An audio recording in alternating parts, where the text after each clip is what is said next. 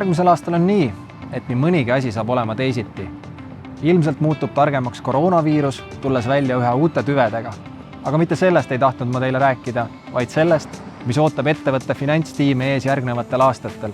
Teame, et juba 2021. aasta tegevusaruandeid tuleb kontrollida audiitori poolt.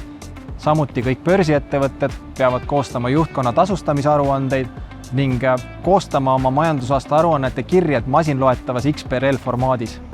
Samuti ka seda, et lähiaastatel tekib juba 300 ettevõttel Eestis jätkusuutlikkuse aruande koostamise kohustus ning pakendiaruandeid ei tulegi igal aastal auditeerida.